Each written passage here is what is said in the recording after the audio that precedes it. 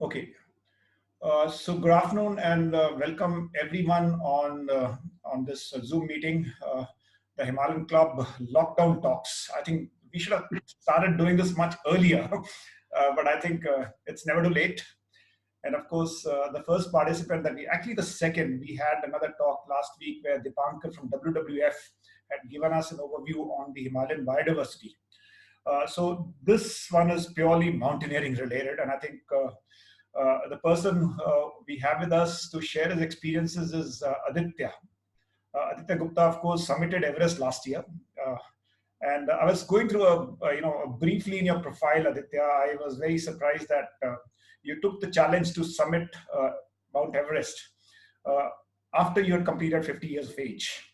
Okay, so I think possibly you wanted to do something in your bucket list as quickly as possible, immediately after you turn 50. But I think it's a wonderful and very inspirational initiative Thank that you did that.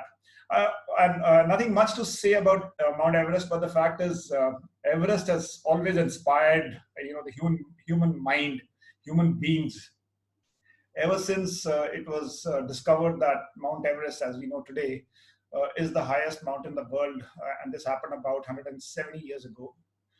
There's almost I mean, if you look at it now today, in 2020, there's almost a century of mountaineering behind the story of Mount Everest. Starting from 1920-21's efforts of Irwin and Mallory to, of course, Tenzing and Hillary summiting the mountain in 1953, and of course they opened the floodgates of people trying to reach the highest mountain in the world. Having said that, and of course, I think all of us know that over the last, maybe a couple of decades, about 2 to 3 decades, climbing Everest has become, a very commercial activity as well. There are agencies, there are companies which are guiding their clients all the way to the summit. But having said that, I don't think, I mean, you still need a certain level of passion, I would say, to begin with. And then, of course, all the other associated things, including technical mountaineering skills, and even a level of physical endurance before you can reach the summit. Even if you have the best of the Sherpas guiding you all the way to the top. And of course, we know, if all of us would have read some of those books where even the best guided expeditions can go wrong. And of course, John Crocker's book Into Thin Air, made into a movie, possibly, really brings the story of what can go wrong, even in this age when we think that going to the Everest is a cakewalk. So I'll not really take too long. Aditya, we look forward to hearing your story.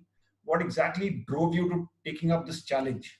And of course, as I said right at the beginning, that you accomplishing this, at the age of 50 or 50 plus, I think really is a very inspirational story in itself. So we look forward to hearing that. Just a bit of a logistics of managing Zoom meetings. I have put all of you on the mute. So we will remain on the mute throughout the talk, throughout Aditya's talk.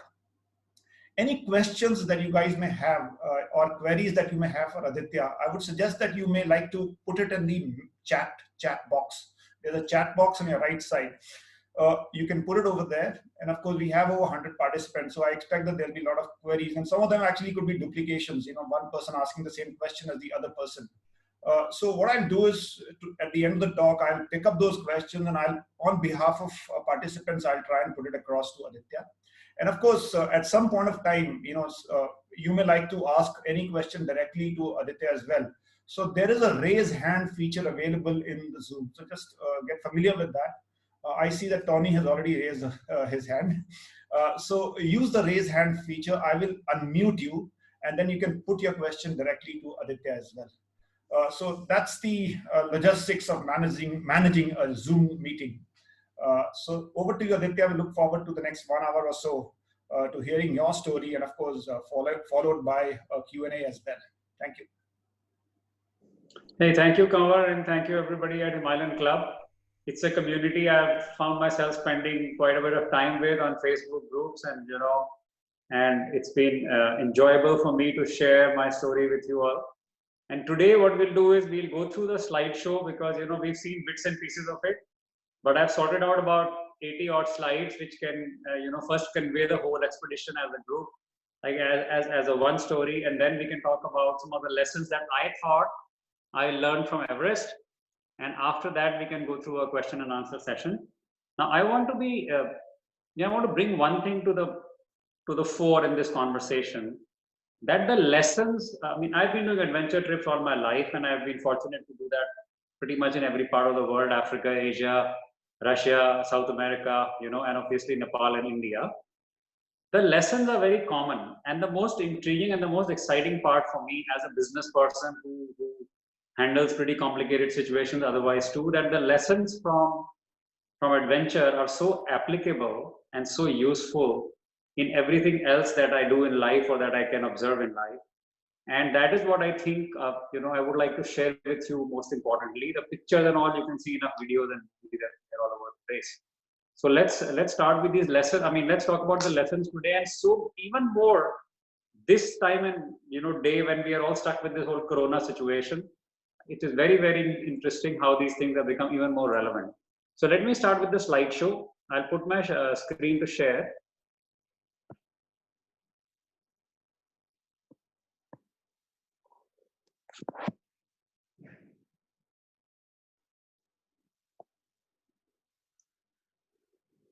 Okay, is it visible on everybody's screen?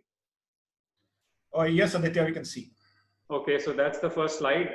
I have taken the slides from some of the pages, as I've mentioned sometimes in my post, that I am doing a book on the lessons from Everest, and some of the pages are from that book. The book is under final stages of design. Maybe another month or so it will take. So some of the contents on the page you may not want to really read because it's too much, but I wanted to just use the same slides. This would be pretty much the opening page of the book actually, and I've shared this picture recently. This is about 3 hours before I reached the summit. I think the reason I like this picture was the expression it captures. And this is just about the time when it becomes impossible to not wear, protective eyewear. So this was pretty much the last moment of the night. This image I actually put up today. I mean, another version of this image, because that image has slightly before this. This is an image from the South Summit when you see the final thing, and I've marked the Hillary step in this photo. If you will see right here, you can see the Hillary step. I don't have a close-up photo of the Hillary step because it's a very tricky area. It's very hard to focus on trying to take pictures while you're negotiating with that spot. But there are pictures out there. And so this is just the first few pages of the book. After that, we'll start in some sort of order. This image I thought was interesting because on the one hand, in the graphics, it does give some data on the deaths, etc. on Everest. But I think this is a good image to see just the way the path is. And I am using the folder today because in this one, I can use some sort of a highlighter. So that is the path that I am going to be, that this is pretty much, so if you look at it, base camp is right here. And then this part being Khumbu Ice Fall is the trickiest 1.5 kilometers or so of the climb. In my post, I have spoken about it quite often. And then Camp 1 at about 20,000 feet. And then Camp 2 in the Western Khumbu. Camp 2 is the upper advanced base camp, which is safe and well provided for food and sort of resting place. And you can hang in here even if there's bad weather or something. Camp 3 is a very, very precarious camp. It's a little over 7,000 meters. It's about a little over 7,500 meters. And right after the Lhotse face, very temporary, very dangerous sort of place. And then we have Camp 4 at just under 8,000 meters. And after that, Camp 4 is also called the South Col. I have some beautiful pictures of it where you see why it's called a col and what the issues are at this place. And then obviously the ridge right up to the summit, somewhere right here. So that is the path that is taken. And It's not that long. I think if I remember correctly, and there may be some experts here in the group, it's only about 7 odd kilometers in all. So, you know, sometimes people ask how many kilometers, and I mean, obviously mountaineering is not measured in kilometers, but it is also, if you think about it, it's under 7 kilometers to walk, and vertically it is over 4,500 kilometers, 4,500 meters. So you can imagine the gradient, the average gradient of the whole thing. If it's only less than 7 kilometers to walk and more than 4.5 kilometers to climb, it's pretty much a very, very steep path almost all the way through. Okay, so we'll start the slideshow from some images of Kathmandu. I guess most of you would have been there, but it's just for the sake of coverage. The first part of the book and the first part of the climb itself is the trek to EBC. Now, a trek to EBC is something which a lot of people have enjoyed. I think it's one of the most comfortable, safe, and enjoyable treks in the world. The only downside I feel is the crowds that are there, but it's very well provided for. It's very easy to do, and you know there is accommodation. There are food options, so it's very different from a typical Indian trek, which can be much more close to nature. But yeah, EBC is quite a bucket list item for most people. Just some images from the trek. You know, the bridges and these beautiful carved stones with the Tibetan prayers. Some photographs en route. You know, the solar heating, the solar cooking models. The locals. This beautiful, famous sky bridge just before we reach Namche. One of my favorite spots on the trip. That's Namche Bazaar. It is the most happening place on the whole trail. It is also the center for most of the expeditions and treks. Like in this whole area, this is the last place which has mountains, bars and shops. And, you know, you can buy pretty much everything. There are brand stores, North Face Mountain Hardware. You know, most of these people have original brand stores in Namche Bazaar. Takes about 3 days to reach after you hit Lukla from Kathmandu. That's the gorgeous Khumjung village. You know, I've taken a panorama shot there. The village is mostly funded by the Edmund Hillary Foundation. It's a place where a lot of Sherpas do come from. Beautiful village, and sometimes I think it's a nicer place to stay if you want to be away from the bustle of Namche Bazaar. It's not that far from Namche. It's about an hour or so to walk, but it's a very, very beautiful place. Today's slideshow is not going to focus on those things.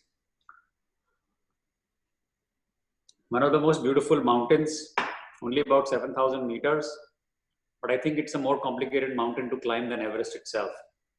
I called it the Hrithik Roshan of peaks, and the scale is very easy to see because of the chopper right under it. It's the Amadablam.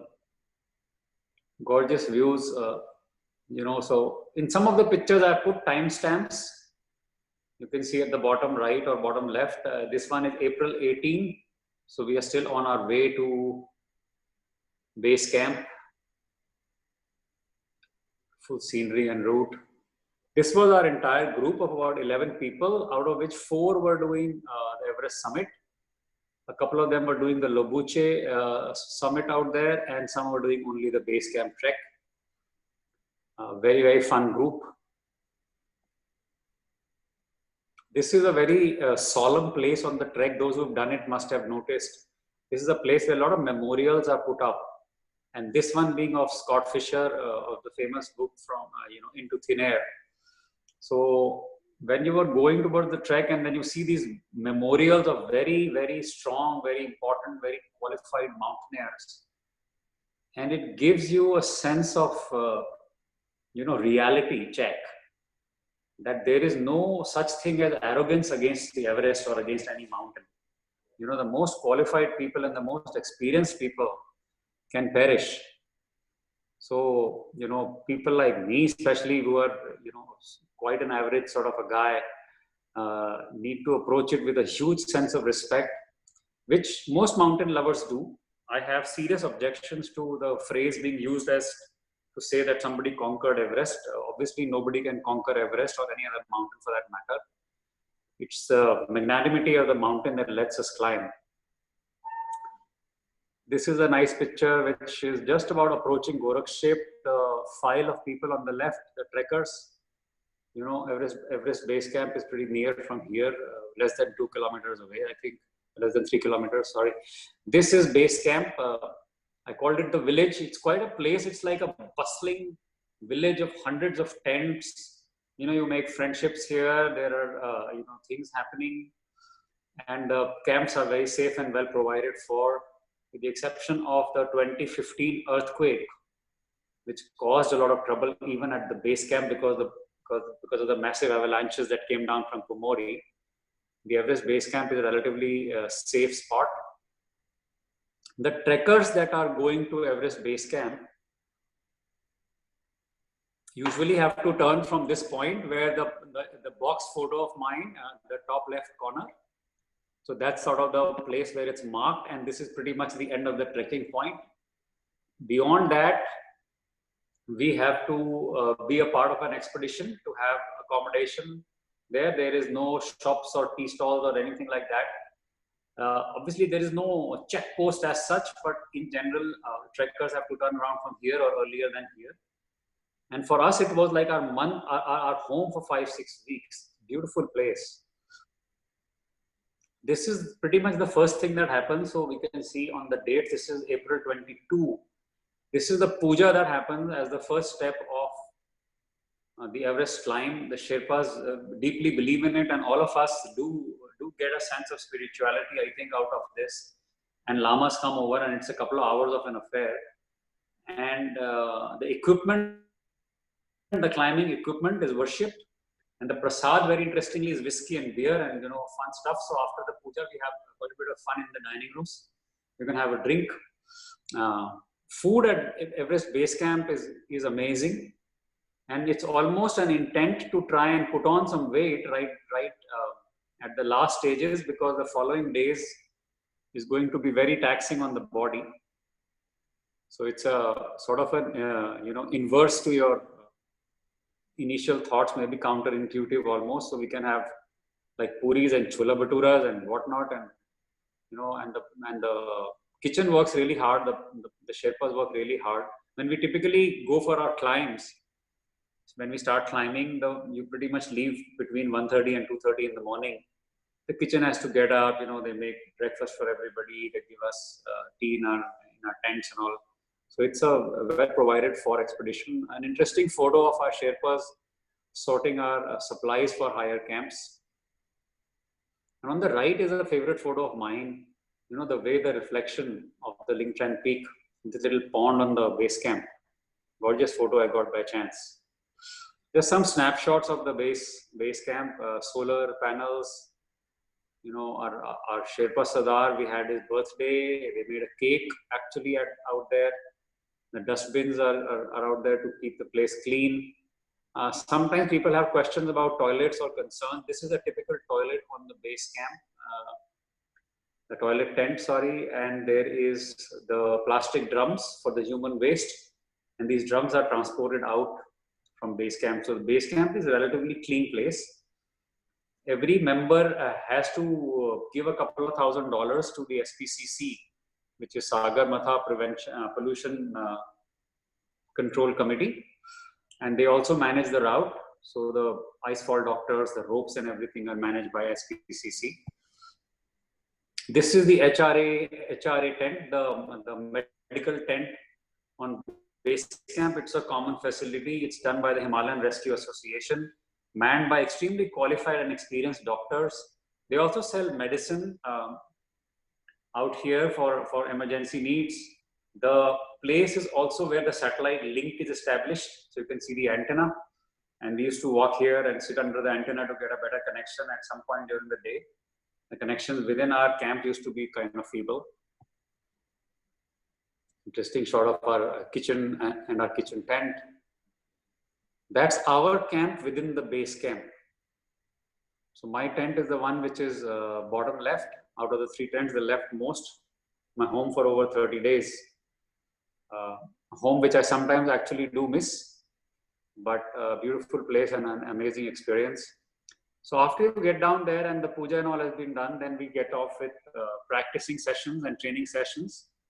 on the base camp itself. The Sherpas get to see their members a little bit better, and we get to refresh our skills on ropes and basic equipment. This is an interesting shot from Pumori base. And we used to do these day hikes, 2,000 odd feet from base camp, just like to get acclimatized. But if you see here, I will mark for you, this is base camp. This is the village of base camp, almost 1.5 kilometers or so. So walking from one end of the base camp to the upper end can take you more than an hour. And after this, basically you would, our camp was somewhere here. Then we would walk through this, and this is the path up the Khumbu. From a distance, the Khumbu doesn't really show in the amount of detail and how dangerous it is. But this much path, this yellow line that I've drawn, can take about 8 hours. Only about 1.5 kilometers. But it is one of the trickiest part of Everest climb.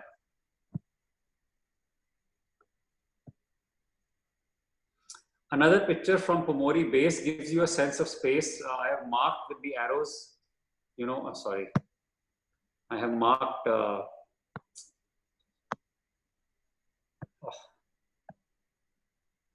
okay, yeah. So here I have marked hikers that are coming. You can see human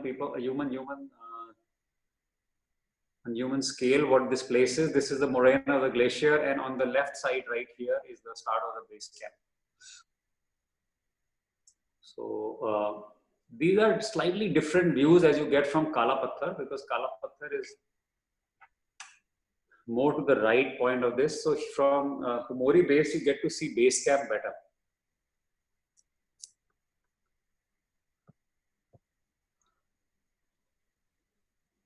Our camp, one of the snowfall days. Beautiful ice sculptures by wind and sun. The base camp itself is such a beautiful place to explore, especially for photographers. And look at something like this, just the icicles being formed by the melting ice. It's 6 o'clock in the evening. Now from here we start the story with the ice fall, Khumbu ice fall. You can see 2 humans in the middle of it, and it gets you a sense of scale. All these big blocks of ice are essentially loose ice boulders, can be a size of an apartment. And you can imagine that this is all like a live breathing organism.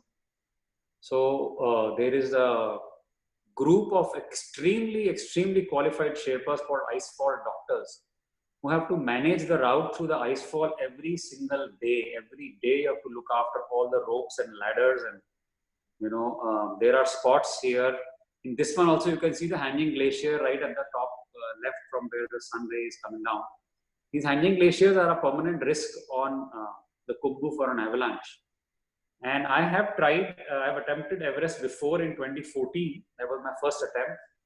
But that was an unfortunate year where after the first day, the first day when we had the puja, the first night when the season actually started, there was a major avalanche in the Khumbu icefall, and 16 Sherpas were killed. And after that, the season was called off because the Sherpas sort of went on strike, and we were there for about 10 more days. We used to have meetings and things, but eventually the expedition was called off. The whole season was called off. So Khumbu icefall is quite something. There are images. This is the climbs usually done at night. Timestamp on this one is 2:48 a.m. So to reach this point, we would take probably more than an hour from our base, and then the reason for climbing at night, many people have asked in various discussions, is the cold temperature makes the ice and everything more stable. It's less windy. Typically, weather is quite bad after 11 o'clock or so. So you want to be out of the Khumbu icefall, latest by early afternoon, ideally before noon. So when we start at night and we can climb through early in the morning, we've kind of almost crossed Khumbu. That's important. Some snapshots from the Khumbu. The ladder on the left is the same ladder in the second image. So that's just a close-up. So I will basically mark. So this ladder is this ladder, and one can see the scale of things.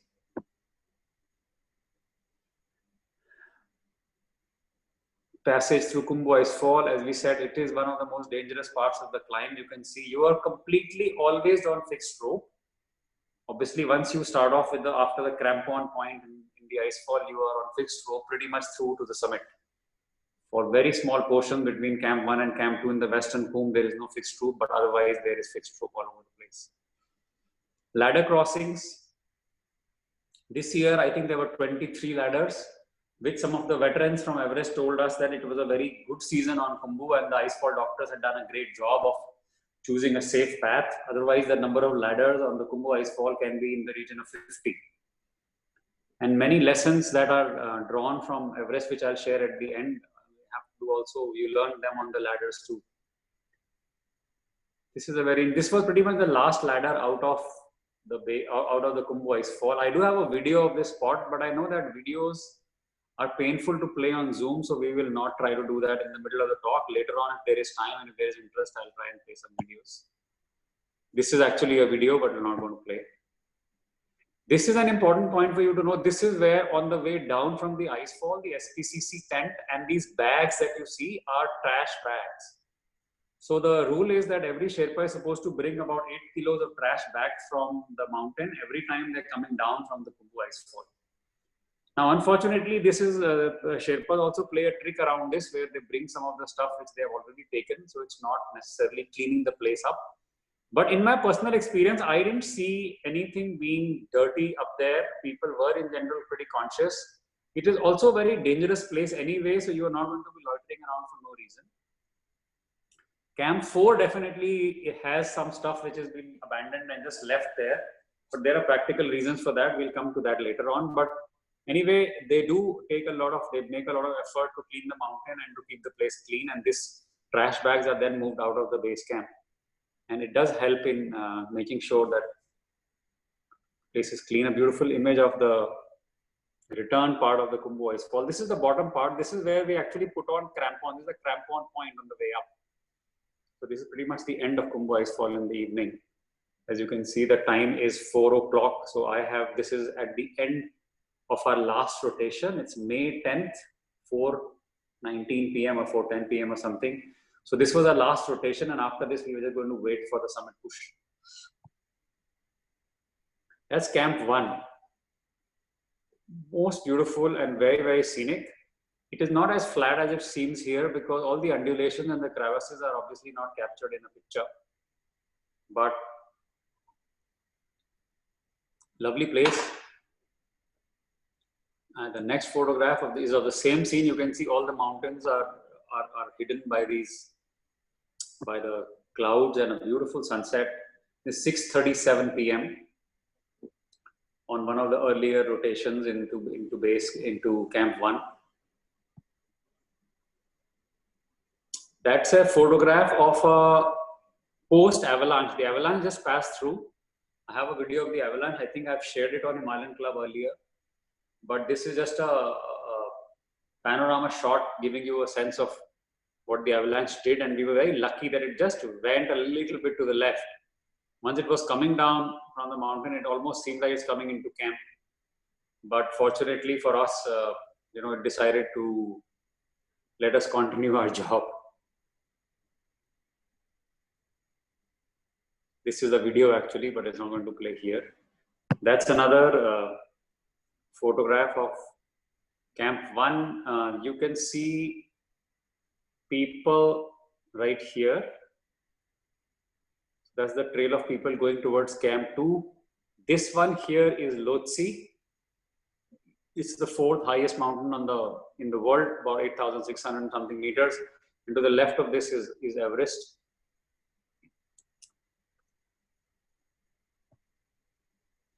This is me sitting in the afternoon on Camp 1.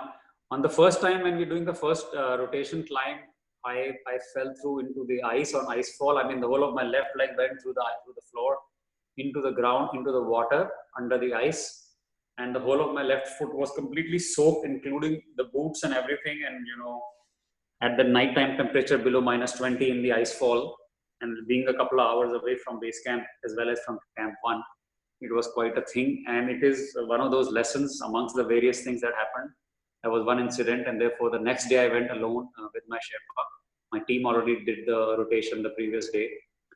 But during the daytime, it's pretty warm because the sun is strong and it reflects from all these ice surfaces. But the moment the sun is gone, it's a completely different story. Beautiful image of part of our rotation trip. This is a video actually, but I've shared this video on Himalayan Club. This is an interesting photo from Camp 1, one of the evenings. Here you can see Everest as well as Lhotse, and so this one is Everest. You can see the beautiful peak with the sort of partly covered with these clouds, and then this one is Lhotse. So the highest mountain and the fourth highest mountain do look quite different from here, from this angle. Otherwise, they are only about less than 400 meters different, I think. And the Camp 4 South Col is somewhere right here. Let me try to. So this one, sorry.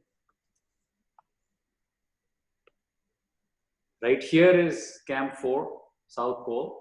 You can see it's the shoulder between the two massive mountains, and that's why it's also very windy. This surface here, this one here is the Lhotse face. Somewhere here is Camp 3. Actually, more like here is Camp 3. So basically, after you cross over to Camp 2, which is somewhere here, Camp 2 is somewhere here, and then you go through the Western Cwm, continue over, and then you go over this Lhotse face, and then you camp here, and then go over here, cross the yellow band and the Geneva Spur, and then over this ridge into Camp 4 here. And then from Camp 4 to the summit and back, one night job. So it is quite a, this picture gives you a little sense of the whole place. Camp 2, beautiful place, safe camp. I've titled that chapter as Tempting the Devil, because then you are getting into the final sort of climax of the climb. Some shots from Camp 2. I've shared more beautiful pictures, including moonlight pictures of Camp 2 in my Himalayan Club posts. That sunset, this was our tents. Our tents were pretty much the last tents on Camp 2. And here I can show you better what I meant by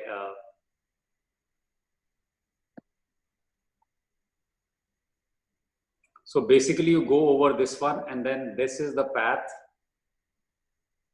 towards Camp 3 somewhere there. And this vertical face here is this whole thing is the Lhotse face. Very, very challenging, and because of the altitude and the terrain. But that's where the game actually has begun to a pretty serious degree.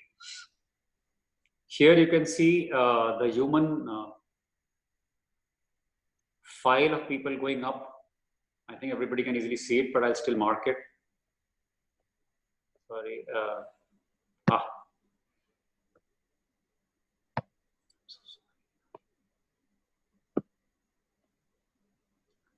So here is the people. You can see people going right here. And if you see closely this part, you can even see some tents with these little yellow specks. Right here, if you will notice closely, or if you will expand your screen, you'll be able to see these yellow tents is Camp 3. And then you can see people going right up here also. And this one here is the yellow band. It's called the yellow band. Is yellow rock face. And then above that, a little bit above that, this area here is called the Geneva Spur.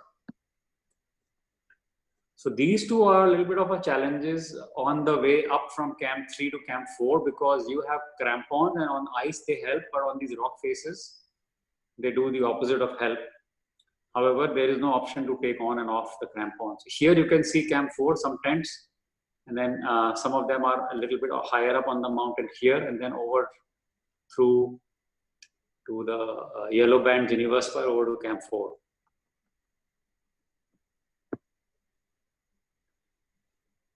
Camp 3, my friends. This one is Camp 2. I've marked Camp 2 right here. Sorry, I have marked Camp 2. This area is Camp 2, and you would walk through this thing. And right, if you notice in this picture, this whole line, there is this plane, and then after this, you only see the lower plane, which is like a couple of 100 meters down. So that face is the Lhotse face, which is not visible in this photo. I've taken it from somewhere near our tents, which was the second group of tents on the face. So our camps tended to be on the upper edges of the camps. And another shot, if I haven't shared here, let me. Yeah, so that's what I meant when I said that the surface is quite steep. Look at this photo. This photo is a better representation of what the climb is all about and why Lhotse face is considered to be an energy sapping experience. So right here, you can see this one is Camp 2. This is Camp 2 right here. I also marked it. And then you would walk through this. There are people coming in right here, and these are obviously people here. And then after this, you hit the Lhotse face, it suddenly becomes very, very vertical and very demanding. So in our rotation trips, we did somewhere, partly sort of middle of the Lhotse face, but we did it without oxygen. But on the summit push, in order to conserve energy, we did start using oxygen before you hit the Lhotse face. Some of the people who are very strong and who would like to challenge themselves further, they would normally, also in the past, historically, up to Camp 3, it was expected that you would do it without oxygen. But energy is so precious and so limited out here. There's very little sleep and food that you can really intake to give your body some rest. So everything becomes about energy and positive mindset. And if you're going to struggle too much reaching Camp 3, then obviously that's going to hurt the morale as well as your energy level to take it on further. So these days, most of the people are on oxygen right before you hit the Lhotse face or some little while after you leave Camp 2. Here again, it's a better representation of the whole area. You can see I've marked Camp 2. I marked climbers and everything. Gets a sense of what it is. This whole part, coming over Camp 1 up to Camp 2 here, and then from here. So this whole area is called the Western Cwm, written as CWM. It's, I think, a Swiss word, which is like it's like a river of ice going through the mountain. During the day, the temperatures can rise in the high 20s, even in the early 30s, because it's so much sun and reflection, and but then the moment the sun is gone, you're minus 30. Okay, Camp 3 is cut into the sloping face of the mountain. There is no flat surface to put tents. So they have to move out, they have to use shovels to flatten some surface to put the tent. Once you're here, you're always on fixed rope. Anytime you're stepping out of the tent, even to just pee or something, you have to be on fixed rope. It's a very, very, very sort of treacherous camp. You can see people right here, if you notice, even these here are people. And these blocks of ice have been excavated basically. That's a night shot. You can see the lights coming in. This is actually like an early morning. I mean, it's still night. This light is all moonlight. One of my favorite pictures. It's very hard to keep your hands stable enough to get a good shot. Obviously, there are no tripods and things that I'm using out there. That's the next day. As you can see, the timestamp says 6:27 a.m. on May 20th. So that's toward the final push to the summit. This one right here is Mount Everest summit. And this one is the yellow band. And after the yellow band, we get into the Geneva Spur as you will cross this mount. And then somewhere onwards from it would be Camp 4 after you cross the ridge. Yeah, that's a picture taken from 7:09, and the last picture was 6:27. Yeah, so from here to here, as you can see, it looks like it's very close. If you think about it, like this looks like a few steps away, but this picture is 6:27 and this picture is 7:09.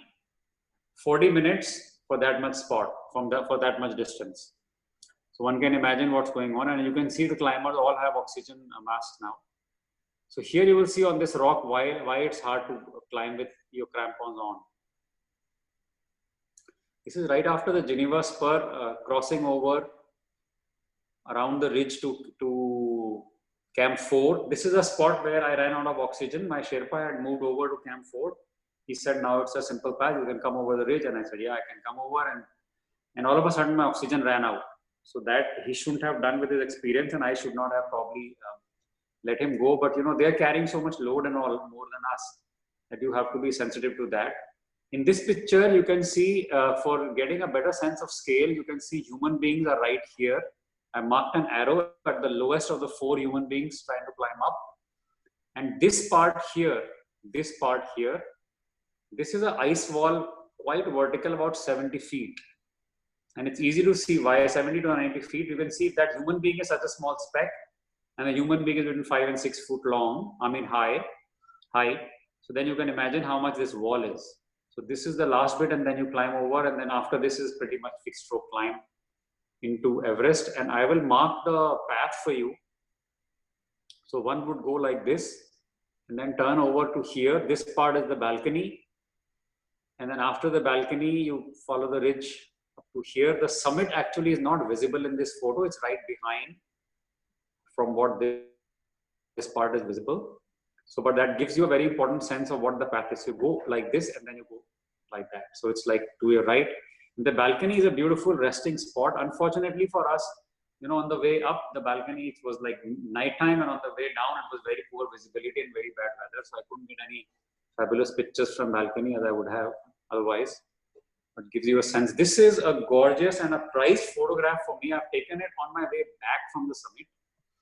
And here I would like to point out that these are human beings here coming back, and I am coming back from the summit. This is the chapter which is starting chapter for, you know, Camp 4. This whole area is Camp 4, and the mountain, this one is Lhotse, and I'm coming down from Everest. And you can see why it is so windy here, because it's in between the shoulder between these two massive mountains. And it's absolutely crazy out here. I mean, it's cold and windy. It's a very, very difficult place, very difficult camp. And for us, what has happened was that, you know, we reached here, as you saw on the timestamp, we were climbing on May 20th. And we were supposed to climb the night of May 20th and 21st morning over to the summit. But the weather was so stormy, and it was so difficult conditions, that we had to take a call to stop the night, like halt the night in Camp 4. So spending an extra night in the death zone isn't a very simple decision, but it was crazy windy. And this is in spite of all the weather forecasts and everything that one sees before you even, you know, get to this point. And in this picture, you can also see a little bit of the trail. You can see the trail here. If you notice, can you notice the trail? This is the sort of trail.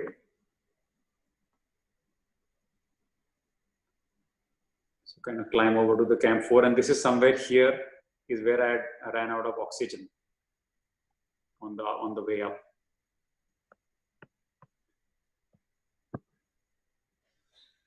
These are views down from Camp 4. I cannot guarantee, but if I am informed correctly, this one is Cho Oyu,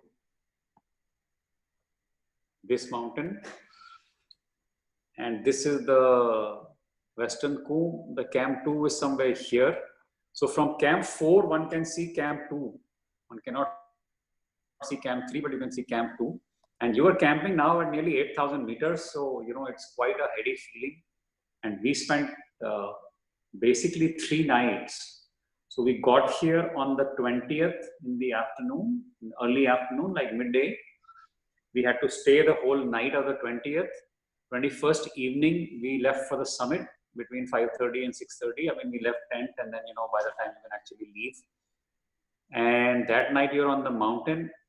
On the 21st night, you're on the mountain. 22nd morning, we climbed, came back on the 22nd evening, and then stayed another night, obviously, at Camp 4 on the 22nd night. So more than 3 nights in the death zone was quite an experience for me personally.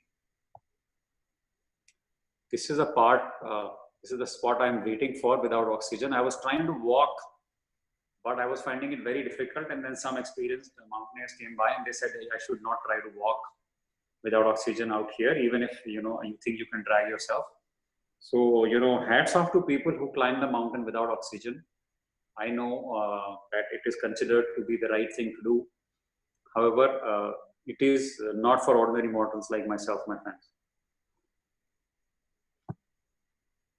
This is a close-up of Camp 4. This chapter was on Camp 4.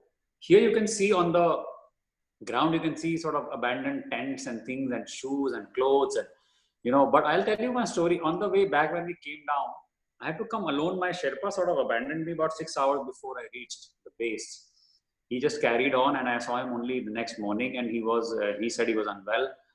And I had given him a very small packet, like I had a little, maybe 500 grams of a little airline pouch sort of a thing to just keep for my stuff. And we started walking down from here, and after about half an hour, he said he was not able to carry the load. Really, because he had other stuff to carry too. I mean, to be fair to him, not that he was not carrying load, but he wanted reduction. So I said, I'll take my pouch back. And I'm telling you this story to give you a sense of why this stuff is lying around here. And believe me, friends, that 500-600 grams of a pouch, I started to walk with it. It was not even climbing; it was going downwards, but sort of, you know, in a very different way. After less than half an hour of it, even I had to sort of stop, look through my bag, take out every single thing that I did not need that day. You know, a t-shirt, socks, whatever. I might have just knocked off maybe half kilo of stuff from my bag. But even that makes a big difference there. So you are actually struggling for survival. You are sapped of every ounce of energy. You know, you're not sure whether you will make it. So at that point, yes, while it is less than ideal and not the best feeling to be dropping off some things out there, or, you know, and there is an effort that is needed to clean. But, you know, you will never be able to fathom what it is to bring things down from this altitude. So there are efforts on, and there is a much better place than it could be, but at the same time, we want it to be better. However, when you see some personal experiences, you understand it firsthand. This picture, I think I'm lucky to get sunset from Camp 4. Even though it was very windy and cold, but we would pop out of the tent for a few seconds every time and try and get some pictures, and then, you know, go back hiding inside your tent. But beautiful shot. This is the Pyramid of Everest, the final frontier from Camp 4. The arrow still marks the human beings right here. Gives you a sense of scale. One of the lessons that we will talk about is not to be afraid of scale, and this is the scale that you're dealing with. You know, even when you're on the last camp, this much is left. You start looking at this mountain 40 days earlier than this, right after you cross Namche Bazaar, in somewhere in the middle of the skies. And then day by day, you're coming down closer, and then this is still the final step. So it's quite massive in your face, and this time you have to go up and come back. Typically, every other day you were just going and camping. That's the last chapter, the summit itself. I titled that Life on Borrowed Time. You know, and this picture I've taken from pretty much hardly maybe 30 meters below the summit. The dangerous ridge is already crossed, and the Hillary step is already crossed. So then there's this gentle slope going up to the ridge. And by this time, you know, you are sort of pretty sure that now you'll make it for sure. You know, so in the chapter, we go back to the balcony. This is the space where you put, I mentioned, I showed you the balcony on the other picture. I can actually do that quickly once again here on this picture. I can mark, for the convenience of everybody, the path. So you basically going over this wall and then going into this one, and then going here, going through over these rocks and things up to here. The balcony is somewhere right here. I will call it B. And then you go over that ridge. So that photograph, the night photo that I have just shared with you, is from that balcony, and you can see the lamps going up.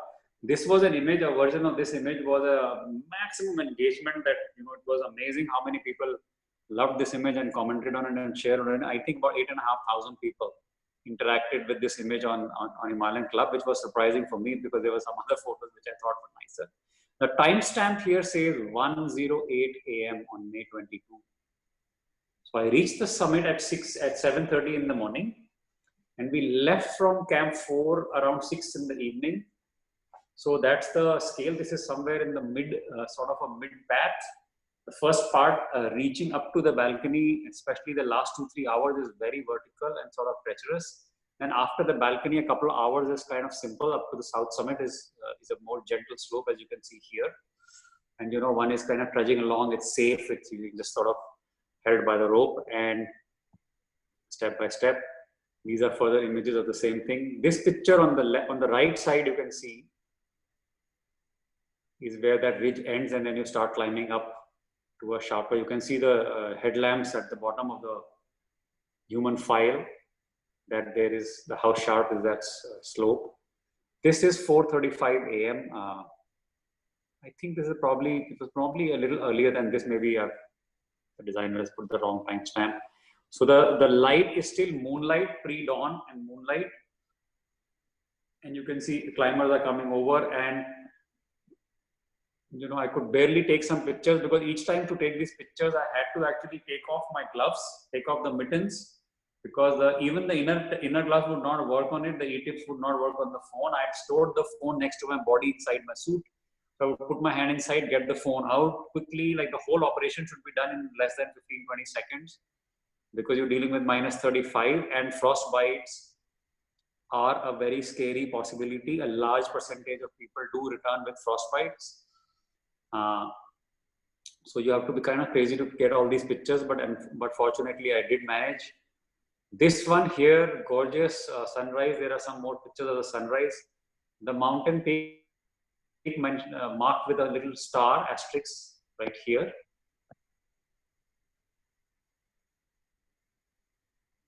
Is Manasalu, I think, and 8,000 meter again. But what a view! That really energizes you. So once you see these views and the sun comes up, and you can see that you're kind of near, you know, it is a big energy and morale booster actually. Right there. This is from the south summit. You will see a steep drop down into the Tibetan side, 10,000 feet almost, and on the left side is Nepal, like the back side from where this picture is taken. This one I have called the most difficult to see sunrise in the world. Nearly 5 a.m. on May 22.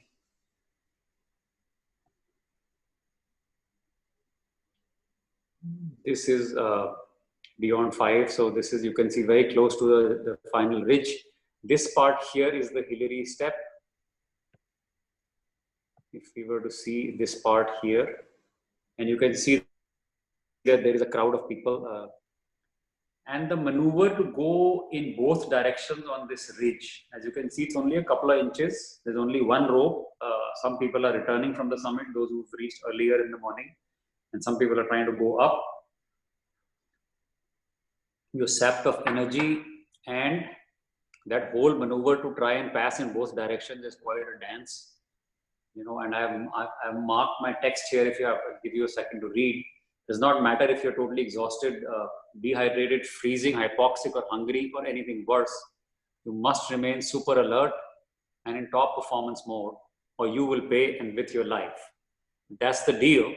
Take it or leave it. Take it or it will take you, sorry.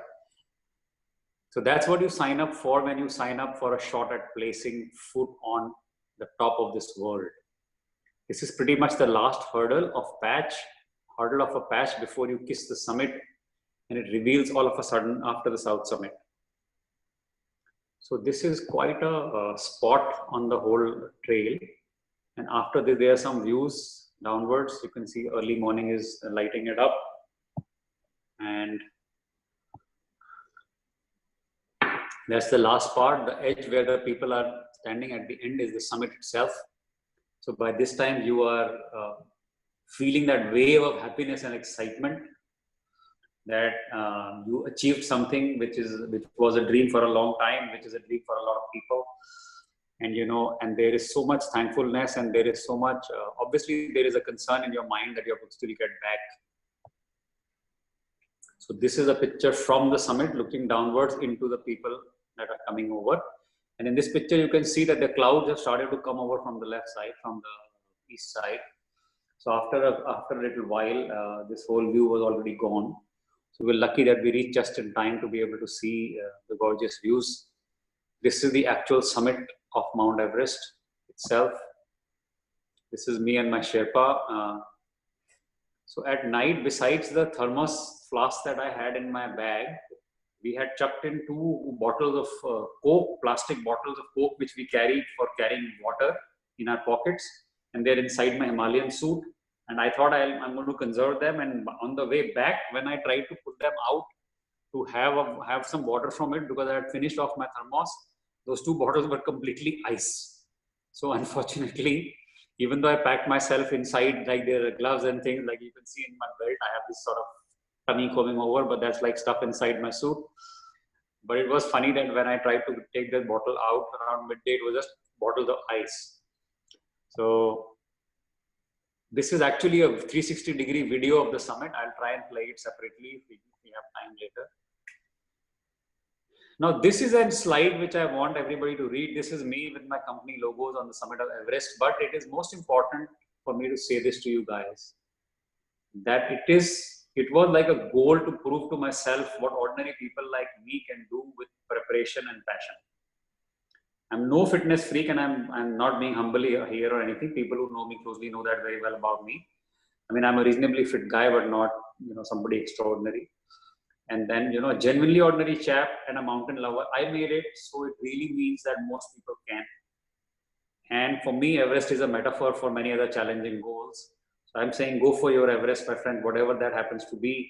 Ain't no mountain high you cannot reach. These are some images from the way back. As I told you, the weather completely changed. I have a video of this spot. So this one, you can see the timestamp at the bottom right is 12:06 p.m. on May 22. This is after the balcony. And this is where my Sherpa actually left. He went over into the ground. And this is my boot. I'm taking the picture and I've taken a video from here.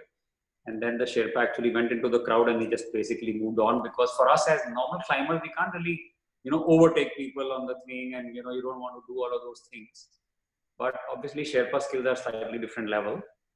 But I think that was a very irresponsible act, and that is why I have a lot of reservations against some things that happen on the mountain which shouldn't be happening. And in my experience, that the risk of the mountain is one thing which is a known risk, but the risk of how your agency and your Sherpas will conduct themselves is a very unexpected and a very serious amount of risk. So now I want to talk about the lessons, and I call them brain tattoos, to take away from lessons from Everest. And once again, I would say that while you were in the middle of the expedition itself, you were very focused on dealing with everything that's going on, your survival, your success, and the safety of yourself and your colleagues. So at that time, there isn't too much bandwidth available or energy available to think about other deeper aspects. But once you're out of there, the expedition keeps playing in your mind over and over again like a cassette recorder. And I tell you that, for at least 2-3 weeks, it's a very strange feeling. After I came back to Delhi, after a couple of days I came back, I was so sapped of energy and I had so much muscle attrition that even to climb to the first floor up to my bedroom was a hard job for me. I was going very slowly. So it's funny that, somebody who just came back from Everest is finding, but the body is basically consuming itself while you are there, especially anything beyond Camp 2. And as I told you that we had extra time in Camp 4, extra time in the death zone. And being ordinary people, the body really eats itself up. And there is a recommendation that you have to really eat well, put on some bit of weight, and have some ghee and all kind of thing. So every for the first couple of weeks after you come back, it's a very different story. And this is the first lesson. I would say that preparation plus passion. So the lesson is that people are passionate about things, but sometimes that passion is not matched with preparation. So passion alone isn't enough. a lot of preparation is required. And the difficulty of that preparation itself and the challenges when you see them in the middle of the expedition, that's when your passion has to take over. And this is again relevant for any other large goals in life, business, work, other stuff. People who run marathons, ultra marathons, everybody hits that so-called idea of the wall, the mental wall, where you feel that you can't go any further. So that preparation is mental, physical, technical. Now, in my view, it is very hard to change your mindset or mental makeup just because you're going to Everest. Your mind is what it is. It takes a long time, a lot of experience to change the mind. And that is where the experience part comes in more than the physical part. We can talk about it later if we want to. Lesson 2 was the power of focus. And the power of focus is the power of focusing on the goal and only the goal. So when you're crossing these ladders or very treacherous spots, just 5-6 inches wide, you can just put your one foot and nothing else, and your ridge to the left and a crevasse to the right and whatever, so that's where your focus, there is one spot where you can put your foot and pass. So we have to focus only on that spot and nothing else. All negative factors have to be completely tuned out as if they don't exist. So if you can focus that sharply and see only what has to be done, and you can connect very well to the times of Corona, there is things that we can do, there are things we can't do or we shouldn't do. And if we can focus on what we can do and make the best of it, I think most of it can be easily solved. The next one is that scale need not scare you. In this presentation, actually, I have only 5, but I'll add the other 2 lessons. This is the third lesson. Scale should not scare you. It's about knowing you can do it and keep going. Everest is not only the world's largest mountain, but also the subject of many books. Now, I showed you these pictures of the pyramid of Everest and the last shots of Everest. You can see how massive it is. And you start looking at it from once you cross Namche Bazaar. And even at the last day, it is massive. It's in your face, and you almost like say to yourself that this is what am I supposed to do? Like, how am I supposed to do this? But one step at a time, and that's the next lesson. One step at a time. The whole night, friends. Even in this picture, if you see, I'll mark the Lhotse face again for you here. This is a picture of us taking off from Camp 2, and this is the Lhotse face. This is the path you're taking. So basically going over this vertical face into Camp 3 somewhere there. This is Camp 3 somewhere here. But one step at a time. And every step, I was, especially at that night, I was climbing. You take one step and you go, 1, 2, 3, 4. So between 5 and 7 deep breaths at every single step. The whole night, and not thinking about how much is left, but more focused on, how much I've already covered and I'm going fine. And, obviously be very, very, very aware that you are not getting into a frostbite situation or your energy and morale is high enough. So on the one hand, it calls for a lot of determination to keep going forward. On the other hand, it calls for a lot of mental balance and awareness to be able to decide if you need to turn around. Most people believe that a lot of deaths on Everest can be avoided if people learn to turn around at the right time. But one step at a time is an important part of the lessons that you get from Everest. The last one, I would say, not the last one, the 5th one is expect to deal with the unexpected. Things happen, and like I said, my oxygen ran out, my Sherpa left me, my leg went through the ice into the water. Similar things are happening with everybody. I'm not the only one. Different things are happening with different people. But what adventure teaches us is basically that things don't really always go to plan. And you cannot imagine and work out an operation manual for everything that can potentially happen, because something new can happen. Coronavirus is one example which has happened on the level of the whole world. But our lives are full of examples of things that happen without any anticipation, without any notice, without any reason. But if we are expecting to deal with unexpected things without knowing what they are, then our mental balance is not, we are not panicking. We don't get scared. We don't get discouraged very easily. Lesson 6 that I, unfortunately in this slide presentation, I don't have that. But I have added 2 lessons to it based on some of the other conversations. One of those lessons is to make friends with fear. And I can actually pull out the slides from another presentation, but let's just carry on because we spent quite a bit of time now. To make friends with fear means that there is no such thing as not being afraid. Obviously, when people say, oh, you're not afraid of so many other, you are afraid. You have to be afraid of what is there to be afraid of. You cannot say I'm not afraid, but you have to be prepared to deal with it. So having an approach where our fears are going to help us to be better. Like our fear of accidents help us to drive better on the road. That does not mean we stop driving.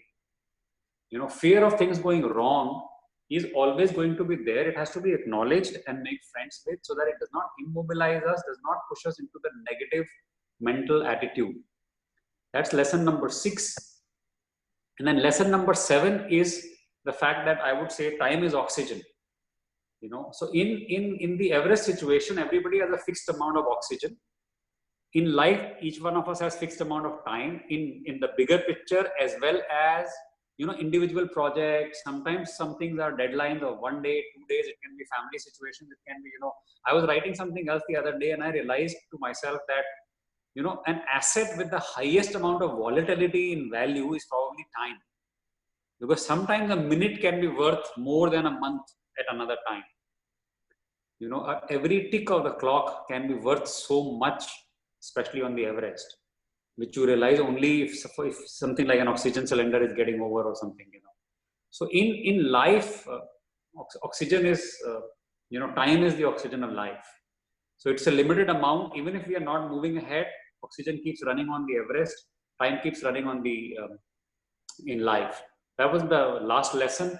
This slide is just some of the media coverage. A lot of it, as Kamar also said here, was about my age, fortunately and unfortunately, although I don't think that's such a big deal. Really, 50 is not that old. But this is a beautiful picture of my wife and daughter. They came to Kathmandu to pick me. This is me just getting back from the Everest. Obviously, I look a little different there. And that's the summit certificate that the Nepalese government actually gives you after you're done. So that is it for the slide. And I would then, you know, stop the screen broadcast. Thanks, Aditya. I think that's the most wonderful presentation. I think I do see a couple of other Everesters over here, and I have my friend Commander Abhishek Kankan. Abhishek, I'm unmuting you in case you would like to put your perspective on this.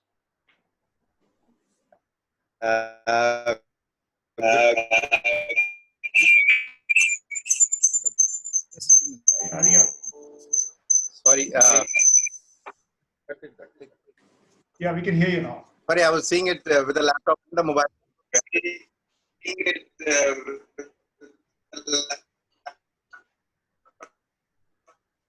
I think it's, do you have two devices nearby? You may have to switch off. I think you are both on mobile and this thing. So that's creating the feedback loop, possibly. Log out. Log out.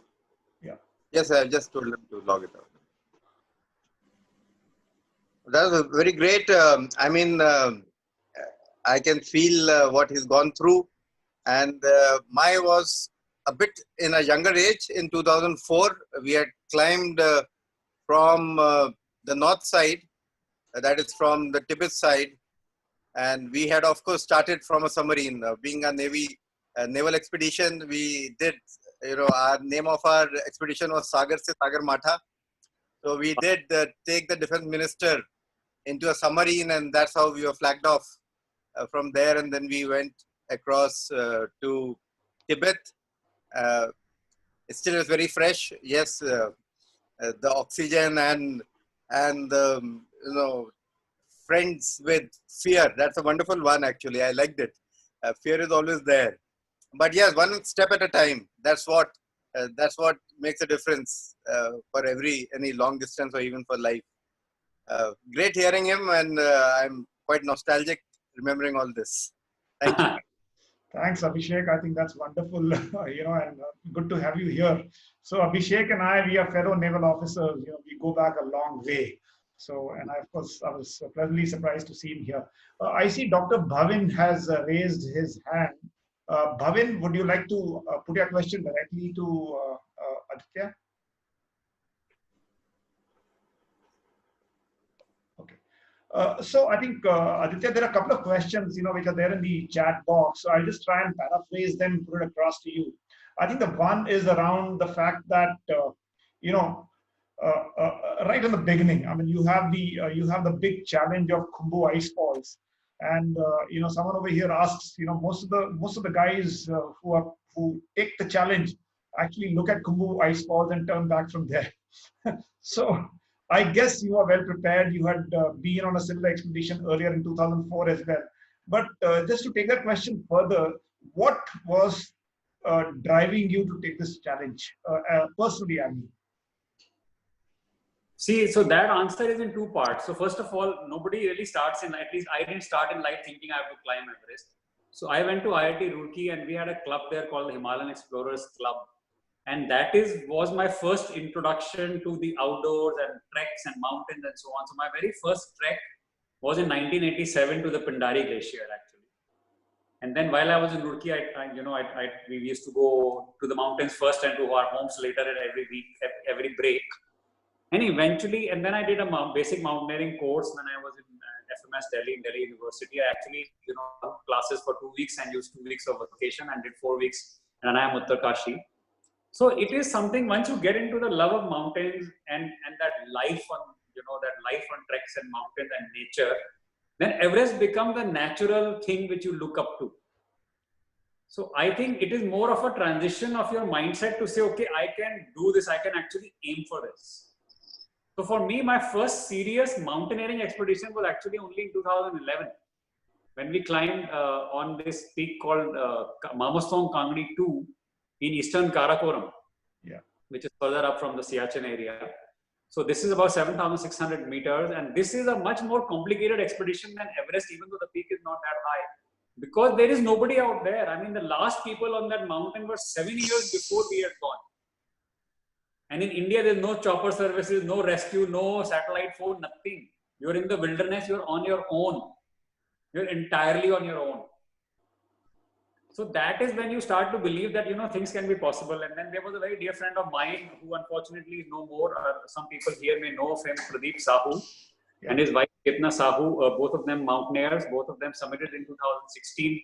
We went together in 2014, and he was, I think, an important influence in my life that I could take on such kind of challenges and such kind of ideas.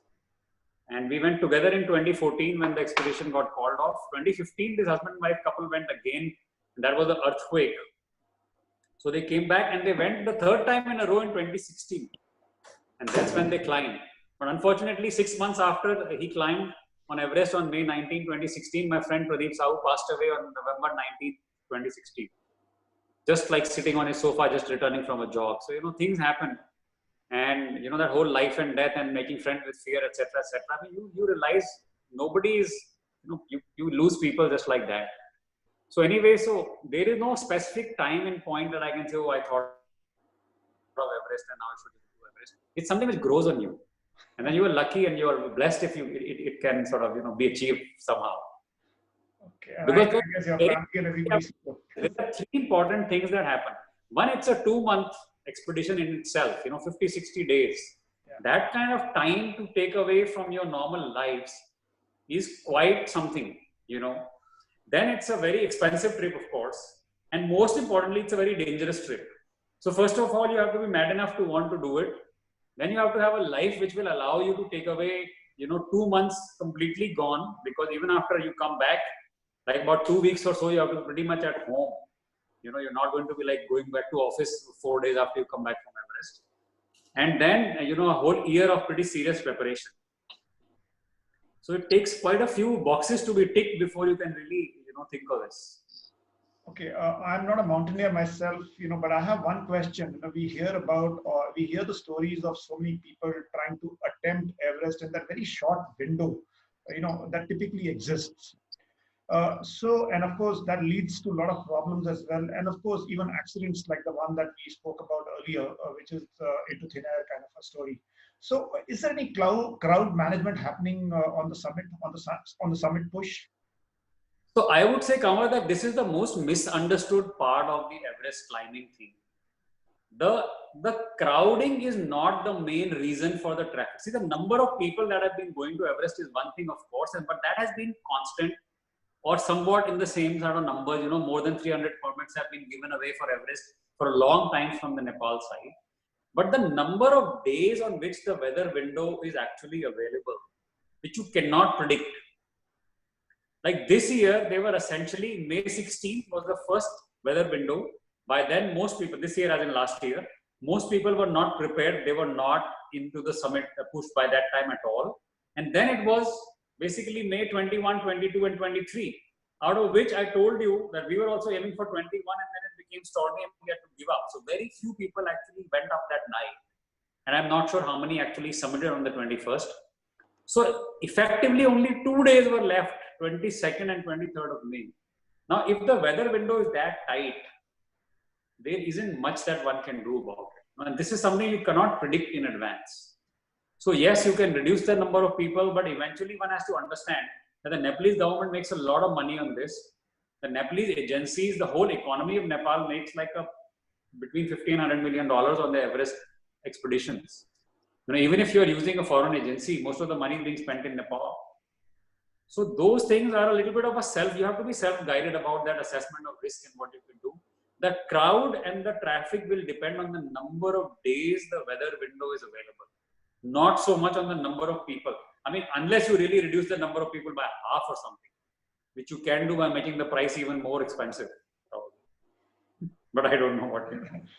Okay, so there's one question over here. I think this is about, I mean, a couple of questions. There's one from Sohan Sontake, there was another one from Himani.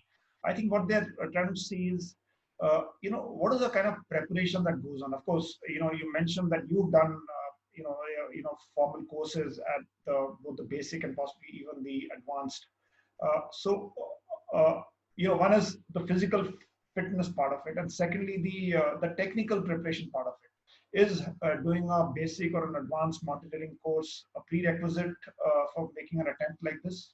And more specific details about how to prepare and possibly also acclimatize, at the higher elevations. So I would say a bunch of different things. First of all, preparation is two parts. Physical is like qualifying, like table stakes. You know, I think if somebody can run even a half marathon or something like that is kind of okay as far as the physical bit. But more importantly is the endurance, like how long can you endure? 45, 50 days in that environment, sleeping in a tent. It's a rough life. So that endurance and doing something over 5 hours is something else, but doing something over 50 days is something else. But most of it is mental. I mean, knowledgeable people say climbing mountains is 2% aptitude, 98% attitude. Now that attitude comes from experience. Everest itself is not so technically challenging because arrangements are done for you. There are Sherpas. Even if you don't have much technical know-how, the more important role that the courses play, I think, is giving you that experience and making you comfortable. Like, for example, when you do river rafting expeditions, it's not required that you are a swimmer, because you're on the life jacket. In any case, when you fall into a rapid, you can't really swim out of it. The rapid takes care of you, but you will be scared to death if you don't know how to swim. Although I've been on a Brahmaputra expedition for rafting, and there were people who could not swim, and they were rafting the Brahmaputra for 10 days self-contained expedition. So basically the mountaineering courses come in giving you that comfort in the mind that you know about certain things. But most importantly is the ability to deal with highly stressful situations, high degree of uncertainty, high degree of risk, and the critical piece is acclimatization. Now, acclimatization has nothing to do with fitness or preparation. It's a physiological response of the body. Like somebody feels cold or somebody can, not eat very spicy food. That does not mean he's a weak guy or a strong guy if you can eat spicy food. But if your body will not take to altitude, no matter how fit you are, you'll have a lot of problems. So you can't be like climbing Everest on the basis of medicine. I mean, people do that and they struggle quite a bit. But the experiences of your past experiences tell you how your body deals with altitude.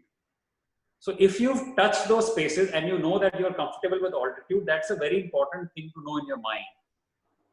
So just taking on Everest as a first few expeditions, or not having done things before, is not so much a technical issue, especially on Everest, because there's a lot of arrangement.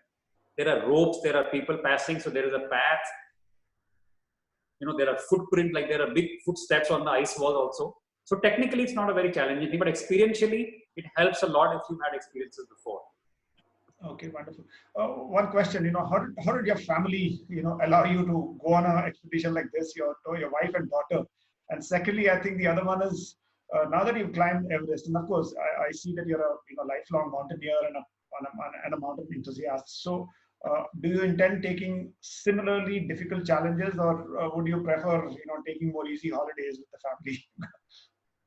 So I'm very fortunate that my family's been very supportive of me. Me and my wife are together at IIT Roorkee, so she's known me from like college. She knows this is a part of my being, But I have to admit that my children and my wife and my parents have a veto power on anything that I do. So if they did not prevent me from doing this, they were being very supportive.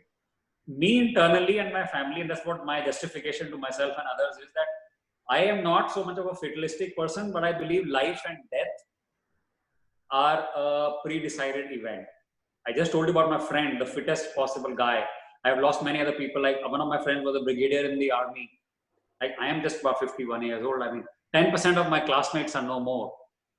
So I am somehow given to very firmly believing that, when it's time to die, it's time to die. And you can be wherever you are, whatever. Having said that, I feel that the amount of stress these kind of expeditions impose on your family, it's unfair to be that selfish, like year after year after year. So yes, no more Everest for me. I don't think, I do adventure trips every year, and there's no adventure without risk, obviously. So if there is no risk, there will be no adventure. But still, there are different degrees of those risks. So I don't want to do very dangerous, very long expeditions, at least for the time being. But this year we're supposed to go to Peru. Unfortunately, the Himalayan Club guidelines don't allow me to share international stories. But I've had wonderful trips in Mongolia, in Kamchatka, in Ecuador, like beautiful, beautiful places. The world of nature is completely amazing all over the world. So yes, expeditions for sure, but nothing of the scale of Everest or K2 or something like that. Yeah, so next is on, obviously the Everest season is now cancelled this year because of the coronavirus. And I think some of the messages that you gave are actually very positive in this time when all of us are actually holed up in our houses, almost in a prison-like environment. So of course now, I guess, it's, as you rightly mentioned, compared to Sasar Kangri or any of these peaks that you may have done, Everest is easier from a logistics perspective because you have a lot of logistic support available, including communication practically all the way from the base camp to the choppers can take you from camp too. Yeah, absolutely. And of course now 5G coming, and China is installing 5G equipment over there.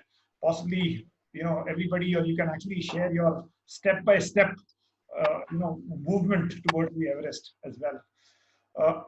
Does anybody have any questions? I think I don't see any raised hands. If somebody wants to raise his hand or her hand, please. Yeah, okay. There's one from Subhajit. Subhajit, I'm just unmuting you. Please address your question. In the chat, but so much chat, I can't possibly read the chat. No, I have scrolled through, Aditya, and I've tried to put those questions only across to you. Subhajit, I have 1 second. I'll unmute you and possibly. And of course, there's one Redmi. I don't know.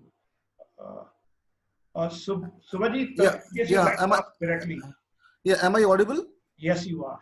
Yeah, actually, I'm not using a camera facility, so that's why I'm not able to show my face.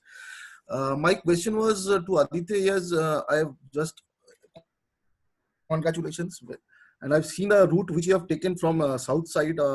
So, is there any point which actually confluences with your north side route, which Commander Abhishek has just said? No. You just meet on the summit. Only the summit is the only common point. They're totally independent paths. So there is no common ground. Okay. Thanks a lot. Okay, and we have Abhishek over here who has climbed from the northern route as well, so he will also vouch for that. Okay.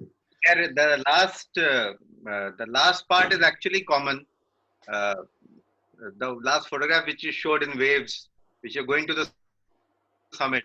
So actually, around 10 to 12 meters below the summit is north and south pole pass match, and then we all climb up. Okay, so I There is experienced it that way. So I don't know, maybe 2004 was. Right now, there is nothing. I mean, even right up to the summit, the northern route is coming from the northern side and the southern side is coming from the southern side. So we didn't experience what you were saying. Or maybe okay. that little sort of mound at the summit itself is kind of fuzzy because there's no pinnacle, there's no single point. I mean, there's just the area where everybody is hanging around and taking pictures. Yeah. But as such, it's a very different, it's totally different. The two paths are. Yeah, Naveen, you have a question in case you'd like to put up directly. Yes, am I audible, sir? Yes. Yeah, sure. Aditya, sir, first of all, hearty congratulations on finishing the summit. So I wanted to know, like, since it has been a 50-day expedition, how did you stay in touch with your family, and how did you give them the updates about your safety and well-being? So up to base camp, you might have seen there is satellite linkage at base camp. So that's commercially sold. They sell you scratch cards. The service is called Everest Link, and it is about $50 for 1 GB data. So amazingly, like up to Gorakshep, it's $6 for the 1 GB card, and Everest Base Camp is $50. So Everest Base Camp is an expensive satellite connection which you can use. Above Base Camp, it's only direct sat phones and GPS systems. So that's kind of limited. Also, not so much because of the cost, because cost in terms of the relative cost of Everest is not so expensive. But the fact is that the battery charging, etc., is complicated. Especially once you're above Camp 2. So you can't be carrying your solar chargers and stuff like that. So you have to really conserve every possible shred of battery. So I spoke to my family very briefly around 4:30 in the evening on the 21st before we left, like a 30-second call to let them know that we're climbing today. And after that, for 28 hours, I was not in touch with family. I mean, you can imagine, that's what I said. It is so stressful. Your parents and your children and your wife know that you're climbing Everest tonight. So obviously, like, they're all sitting in some sort of a puja out there at home because they absolutely want to know what happened. So the next day when I came back, I reached Camp 4 around 6:30 in the evening. After that, also it took me a little while to kind of, pick myself back up and arrange something to be able to, I could connect, and then you don't connect. So you have to tell them that, look, guys, don't panic. Even if you don't hear from me, it could be for any other reason. It's not like I just dial a phone and you connect anytime. It doesn't go that easily. Fortunately, I did connect back at around 8:39 in the evening the following day. Like a quick 15-20-second call to say, I'm good, we managed, everything is great. Just relax. So that is the main message your family needs, is that you are back. They're not bothered with summit vomit. Amit Sahu, you have a question. I'm unmuting you.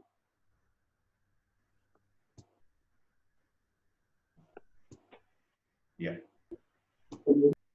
Sorry. Yeah, Amit, please go on. So my question is, like, before climbing Mount Everest, like maybe 15,000 or 20,000 kind of people kind of see our body responding to that kind of scenario.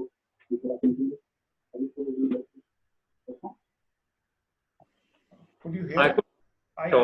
I couldn't make out. Okay, so any 15,000 or 20,000 people you would recommend before climbing? Sorry, Amit, I think you're not very clear. Aditya, could you hear it? No, sorry. I mean, either he can chat it. I mean, type in the chat. Just type your question and we will take it from there. So, can you hear me now? Yeah, now we can. Okay, so any 15,000 feet or 20,000 feet kind of peak you would like us to attempt it before trying Mount Everest, because that is the range wherein our body kind of try to respond to those kind of difficult environment.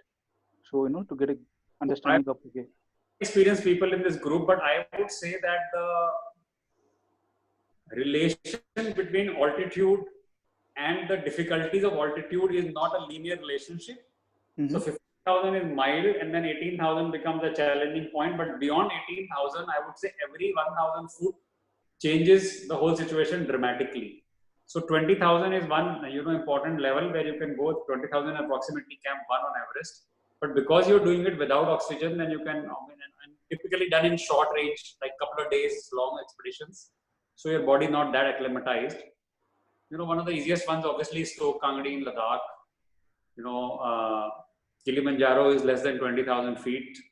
So there are quite a few. There is Lobuche, there is this one, Meru in Nepal. There is Island Peak. I did Island Peak in 2013 before the 2014 attempt. So there are quite a few. Once you go for it, then you'll be able to see a lot of them. Prashant Rai, you have raised your hand. I've unmuted you in case you want to ask directly. Yeah, thank you. Aditya, we have chatted on several occasions before.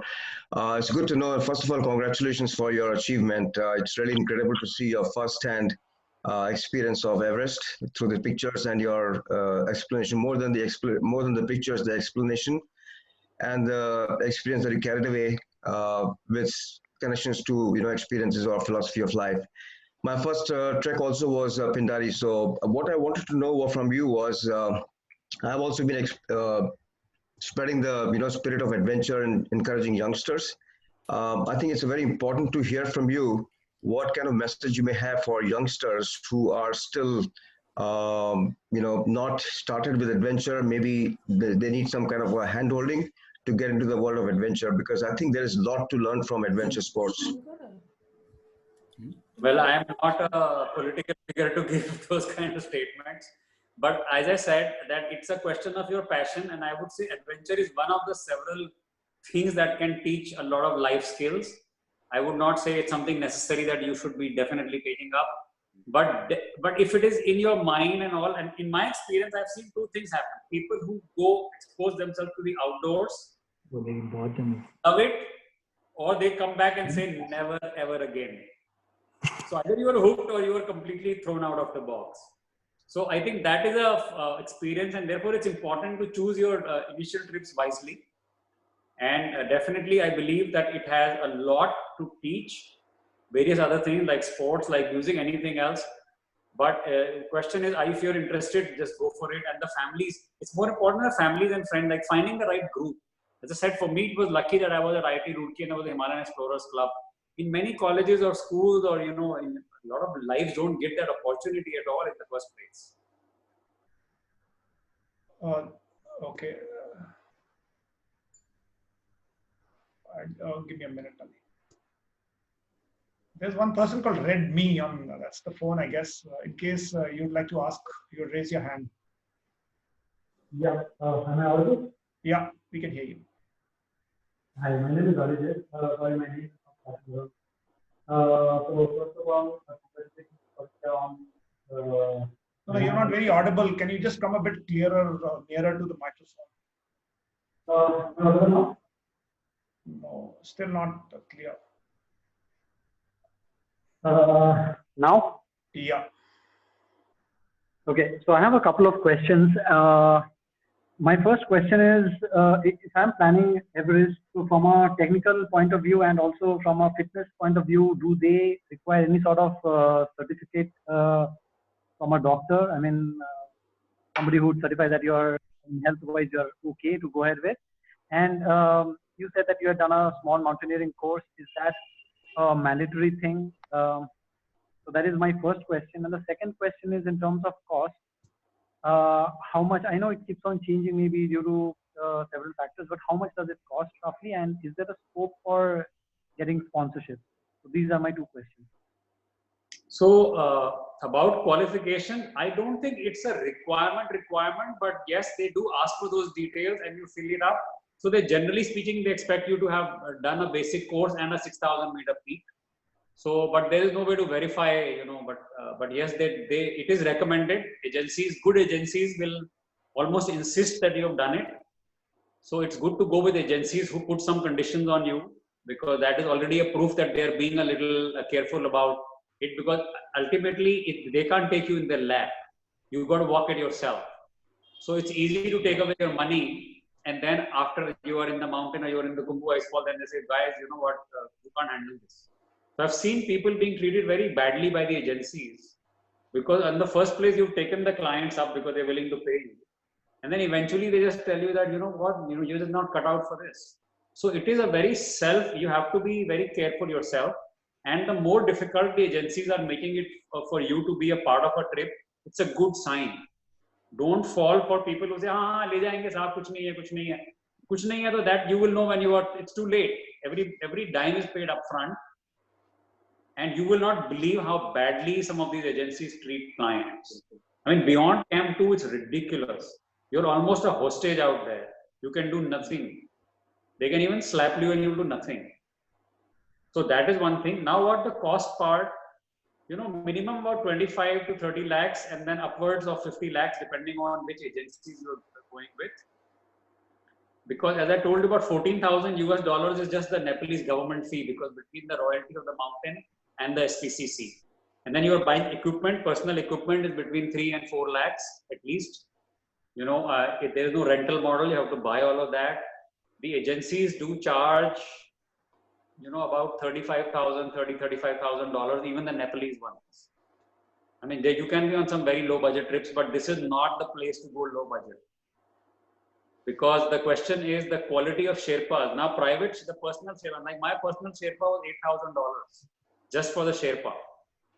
And then there is the guide. And then there is his equipment. $8,000 is his fee. And then you have to also pay for, other stuff. So the agencies which are cheap are not using experienced Sherpa. Every Sherpa who's gone to Everest, each time they go, their fee keeps on going up. The motivation and the Sherpa community to send their brothers and cousins and family folks into expeditions which are low-cost expeditions. So you are surrounded by Sherpas who are also going there themselves for the first time. Now, obviously, that can be a huge risk, because I have seen Sherpas struggling too. They're also human beings. So Everest is not a trip that one would say that you have to be, that it doesn't matter what cost. On a regular trek, you can do anything, doesn't matter. But there, I think it's an important part. Now, sponsorships, I think, are tricky. In my own experience, and if somebody has, because I'm a business person, I do have, and people know that I'm from the mountaineering fraternity, so people have sometimes approached me also. Mountaineering is a very selfish, it's a very personal thing. So why somebody even sponsor the mountaineer, frankly, it's beyond me. There are a lot of good things to do with money, including if you want to sponsor other things. So mountaineering, you have to really raise your money. But anyway, government departments do have budgets. And most of the Indians there tend to be from the forces, like this year, last year also, there were 3 Sarkari expeditions. There was the army, there was the police, there was the NSG. So, but sponsorships are not that easy to get, I think. And it's a pretty large number. So you have to raise your money, and somehow, I'm not the best person to tell you about sponsorships, frankly, because I never tried. Okay, last couple of questions. Tony, I've unmuted you in case you raise your hand. Yes, my video is also on. I hope I'm audible. Yes, you are. Okay. Hi, good evening to all, and thank you so much, Himalayan Club, for giving this opportunity to ask the questions. And Aditya, congratulations, heartiest congratulations to you for summiting the Everest. And yes, you're right, after the 2014 disaster, it was not sure whether people will be able to scale it again or not. But then you proved, because of your determination, first and foremost, the mental one, and you were able to do it. My only question is that what you pictured for Everest, and when you accomplished it, that picture has changed, or is it still the same? Well, I don't think it has changed too much. But again, I have to admit, I did not think of it 20 years ago or something. So it hasn't changed that much, because there isn't much to change. What will change on the mountain anyway? So the one big thing that has changed for the better, I mean, is the Hillary step. So after the 2015 earthquake, it seems to have become less challenging, because the overhang, it was most challenging with the overhanging rock. So that overhang is very largely reduced. So Hillary step is not that complicated anymore, which was part of the complication earlier. Khumbu Icefall is a living organism. It keeps changing nearly every week. So it's a question of the people who are opening the route on Khumbu Icefall. And the rest of it is pretty straightforward. I mean, there isn't much that can change potentially. Even if it was to change, there is nothing to change out there. Okay, wonderful. I think Shashi, I think just the last question now. I think Shashi, you have a question. I've just unmuted you as well. I don't know whether I can talk this. Can you hear me? Yes, we can. This might seem a very frivolous question, but in that arduous climb up and the equally arduous climb down, do you have the inclination or the time to admire the view? Sorry, what? That's a very nice question. I mean, what I think Shashi is asking is, sorry, I missed. Why do you what? Admire the views? In your arduous climb, just before the climb to the Everest and immediately on your downturn, do you have the inclination and the time to admire the view? Oh, yes, I think so. Definitely there is. There is I mean, you can't really sit down and have a picnic out there, but you can have your views and you can do, and also it's a function of weather and it's a function of how you're feeling. So I was pretty fortunate. I mean, I was in good shape when I reached and the weather was, so I have actually looked it up in my first and the last photos. I actually spent about 37 minutes on the summit. Now that's a long time to spend on the summit. Typically it's like 10-15 minutes. After mentally I thought maybe 15 minutes I was there. But when I looked at my phone records, the first photo and the last photo, and then maybe a few more minutes besides that. So I actually ended up spending more like probably 45 minutes on the summit, which is massive, which is huge. You know, unless you have a technical reason to be spending that much time, there shouldn't be. But I think with the crazy photographer, I was taking some videos and you have to, taking some pictures and just admiring the view, as you said. So yes, I think it's okay, depending on how you're feeling. You know, depending on how nervous you are about getting back, how much energy you feel you have. Are you feeling safe? Are you feeling not too cold or something? You know. So there are a lot of different factors. But I was fortunate. I am blessed. The mountain was really kind to me, I have to say. Okay, I think we're running out of time, but one last question from Irshad. Irshad, I've unmuted you. You raised your hand for quite a while. Right. Good evening, everyone, and thank you for allowing me to speak. Thank you for sharing your experience, Aditya. Congratulations once again. I have a very simple question, actually. So can you break up the duration on average? I mean, from base camp to summit and the trek down. How much time does it take? I know that you have already told about this on the slides, but averagely, since you were on a guided expedition, how long does it take for an average person to go? Basically, for the final summit push, depending on the weather, it should take anywhere between 5 and 6 days, 5 or 6. I mean, sometimes people can do it very fast. If you go from base camp to camp 2 in 1 day, and then so the next night you're in camp 3, the following night you're already climbing Everest summit. You could do it in 3 nights. It used to be done, but typically one would expect that the 4th or the 5th night is your summit night after you leave base camp for the summit push. And then on the way back, you need another 2 days because you come back to camp 4 and from camp 4 to camp 2 and then camp 2 back to base camp. So the final summit push, base camp to base camp, can be anywhere between 5 and 7 days long, depending on how you're feeling and if you wanted to stop an extra day at camp 2 or something for some reason. Like we ended up spending an extra night on camp 4. You can't plan for these things. Okay, wonderful. I think, thank you so much, Aditya. I think we're running out of time. So just as a closing remark, I just want to remind everybody that I will upload this video on the group page, on our Himalayan Club group. And of course, Aditya is a very active member at the group as well. So, please feel free to continue addressing any queries that you may have.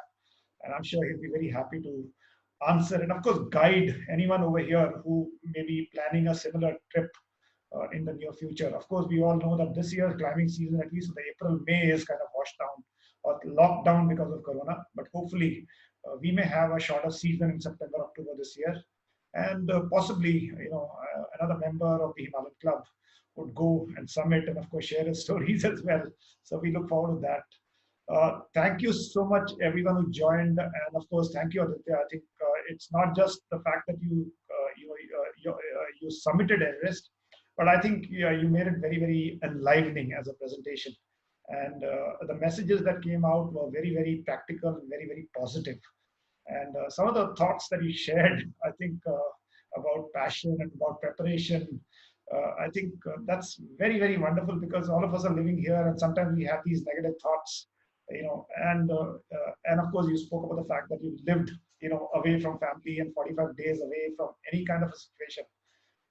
That really, is a very positive kind of a message to all of us over here, to take back, and to look forward to the more brighter times when things will become more normal. So thank you so much, Aditya, and continue sharing your stories on the Himalayan Club group as well. Have a wonderful evening, everybody, and have a good week ahead. Thanks, guys.